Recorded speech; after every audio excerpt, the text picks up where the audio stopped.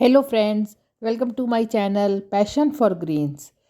Friends, जैसे आप जानते ही हैं, अब सर्दी अपनी पूरी पीक पर है और फॉग और कोहरे की भी काफ़ी मार पड़ रही है। तो ऐसे मौसम में हम अपने एडेनियम के प्लांट को कैसे बचाएं ताकि वह इस भरपूर जो सर्दी है उसे बर्दाश्त कर ले और फिर स्प्रिंग सीज़न के लिए दोबारा से अच्छी ग्रोथ भी करे और हमें खूबसूरत फूल भी दे। यही आज का हमारा टॉपिक है। सबसे पहले मैं अपनी यूट्यूब फैमिली का बहुत बहुत धन्यवाद करना चाहूँगी, जो मुझे इतना प्यार दे रहे हैं। उनकी लाइक्स और कमेंट्स से मुझे बहुत ही मोटिवेशन मिल रहा है। सो फ्रेंड्स, आप सबका बहुत बहुत थैंक यू मेरे चैनल को सब्सक्राइब करने के लिए, कमेंट करने के लिए और मेरी वीडियोस को लाइक करने के लिए। फ्रेंड्स, अडेनियम एक ऐसा प्लांट है जो कि गर्म और ड्राई वेदर को बहुत पसंद करता है। लेकिन जैसा कि नॉर्थ इंडिया में आजकल कड़ाके की ठंड पड़ रही है और फॉग भी बहुत है, तो ये मौसम अडेनियम के प्लांट को थोड़ा तंग करता है।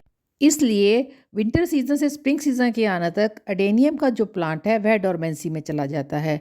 इस समय इसमें कोई भी ग्रोथ नहीं होती और इवन इसकी जो पत्तियां हैं वो भी सारी पीली होकर गिर जाती हैं और प्लांट पर सिर्फ स्टेम्स या ब्रांचेस ही रह जाती हैं। तो इस समय जो सबसे इम्पॉर्टेंट चीज़ है वह है इसे पानी बिल्कुल ही कम देना है। अब जैसे कि मेरे अडेनियम के इस प्लांट में देखिए, बिल्कुल ब्रांचेस और इसका सिर्फ स्टेम ही बची है। तो इसे पानी हमें बिल्कुल ही नहीं देना। मैं इसे महीने में एक बार पानी देती हूँ और वो भी अच्छी तरह से इसकी मिट्टी को चेक कर कर। अगर मिट्टी पूरी तरह से ड्राई हो तभी मैं इसे पानी देती हूँ, नहीं तो इसे पानी देने की कोई ज़रूरत नहीं है, क्योंकि इसके कॉर्डेक्स में जो पानी स्टोर होता है या मॉइस्चर स्टोर होता है उससे ही अपनी पानी की रिक्वायरमेंट पूरी कर लेता है। दूसरा इम्पॉर्टेंट आस्पेक्ट है इस प्लांट की लोकेशन।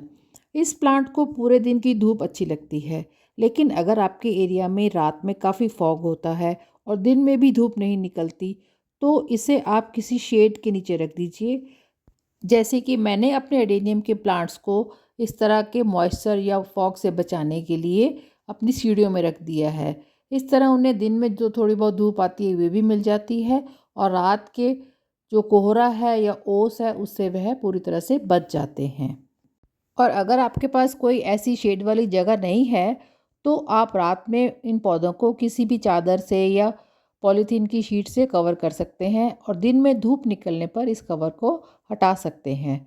तो सर्दियों में इन पौधों को आप इस तरह से मॉइस्चर से बचा के रखिए। इन पौधों को दीवार से भी थोड़ा दूर रखिए, ताकि दीवार में जो थोड़ी सीलन रह जाती है सर्दियों में उससे भी इस पौधे में किसी तरह का मॉइस्चर ना इकट्ठा हो जाए। क्योंकि अगर इसकी स्टेम्स में इस तरह से मॉइस्चर इकट्ठा हो जाएगा तो वह फंगस में कन्वर्ट हो जाएगा और इसके कॉर्डेक्स को भी गला सकता है। इससे रॉटिंग की प्रॉब्लम हो सकती है और पूरी की पूरी हमारी ब्रांच डाई बैक भी कर सकती हैं। इसलिए जितना हो सके इस प्लांट को पूरी सनलाइट में ही रखिए। अडेनियम के प्लांट का कॉर्डेक्स इसका मेन पार्ट है। अगर कॉर्डेक्स में किसी तरह की रॉटिंग हो गई तो प्लांट पूरा ख़त्म हो सकता है। इसलिए इसके कॉर्डेक्स को आप रेगुलर चेक करते रहिए, ताकि उसमें किसी तरह की सॉफ्टनेस या स्पॉन्जीनेस हो तो उसका तुरंत पता लग जाए। अगर इसका कॉर्डेक्स सॉफ्ट है तो इसका मतलब है कि किसी तरह की रॉटिंग शुरू हो गई है। इसी तरह इस प्लांट की कोई ब्रांच अगर आपको सॉफ्ट या स्पॉन्जी लगे तो उसे भी काट कर तुरंत प्लांट से अलग कर दें, ताकि वह जो रॉटिंग है वह और आगे ना फैल सके। अडेनियम का प्लांट एक बहुत हार्डी प्लांट है। अगर उसके कॉडेक्स में किसी तरह की रॉटिंग हो भी गई है तो उसका आप ट्रीटमेंट कर सकते हैं। इसके लिए प्लांट को पूरा मिट्टी से निकाल लीजिए और उसके गले हुए हिस्से को पूरी तरह से काट कर अलग कर दीजिए। बाकी सारे कॉर्डेक्स में अच्छे फंजीसाइड को लगाकर उसे धूप में सूखने के लिए रख दीजिए और स्प्रिंग सीजन आने पर आप उसे दोबारा रीपॉट करके नया प्लांट तैयार कर सकते हैं।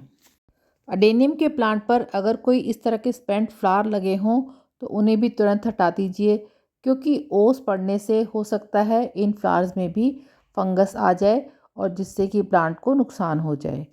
हम अपने सभी प्लांट्स को खाद देते हैं, पानी देते हैं ताकि उनकी अच्छी ग्रोथ हो सके। लेकिन क्योंकि ये अडेनियम का पौधा इस टाइम डोरमेंसी में है, इसलिए यह अपनी कोई ग्रोथ भी नहीं दिखाएगा।